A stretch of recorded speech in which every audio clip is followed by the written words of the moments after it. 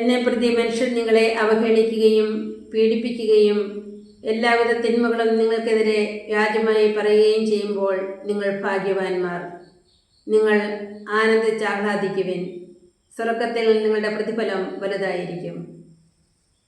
ഈ കഴിഞ്ഞ ജൂലൈ 26-ന് ഛത്തീസ്ഗഡിലെ ദുർഗ് റെയിൽവേ സ്റ്റേഷനിൽ വെച്ച് മതപരിവർത്തനം, മനുഷ്യക്കടത്ത് എന്നീ കുറ്റങ്ങൾ ചുമത്തി കേരളത്തിൽ നിന്നുള്ള നമ്മുടെ 2 സഹോദരിമാർ അറസ്റ്റിലായ വാർത്ത നമ്മെ ഏറെ വ്യസനിപ്പിച്ച കാര്യമാണ്.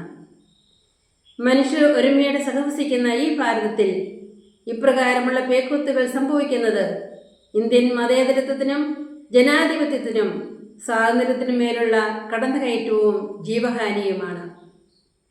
കഴിഞ്ഞ കുറച്ചു കാലങ്ങളിലായി ഇന്ത്യയിൽ ക്രൈസ്തവ വിശ്വാസികളുടെ ശബ്ദം നിശബ്ദമാക്കുവാൻ ആരൊക്കെയോ ശ്രമിക്കുകയാണ്. ഞങ്ങൾക്കെതിരെ അന്യായമായി ശബ്ദമുയർത്തുന്ന സഹോദരങ്ങളെ, നിങ്ങളോട് ഞങ്ങൾക്കൊന്നേ പറയുവാനുള്ളൂ. ക്രിസ്തുവിനുള്ള സ്നേഹത്തിൽ നിന്നും അവന് വേണ്ടിയുള്ള സ്നേഹപ്രവർത്തികളിൽ നിന്നും ഞങ്ങളെ പിന്തിരിപ്പിക്കുവാൻ ഈ ലോകത്തുള്ള ഒരു ശക്തിക്കും കഴിയുകയില്ല. കാരണം യേശുക്രിസ്തുവിൻ്റെ ചുടുചോരയാണ് ഓരോ ക്രൈസ്തവൻ്റെയും സിരകളിൽ ഓടുന്നത്. പാർശ്വവൽക്കരിക്കപ്പെട്ടവരുടെയും അനാഥരാക്കപ്പെട്ടവരുടെയും ശബ്ദമില്ലാത്തവരുടെയും ശബ്ദമായി, താങ്ങായി, തണലായി, അവരിൽ ഒരാളായി മാറി അവരുടെ ജീവിത മൂല്യങ്ങൾ ഉയർത്തിക്കാട്ടിയതാണോ ഞങ്ങളുടെ ഈ പ്രിയപ്പെട്ട സിസ്റ്റേഴ്സ് ചെയ്ത തെറ്റ്?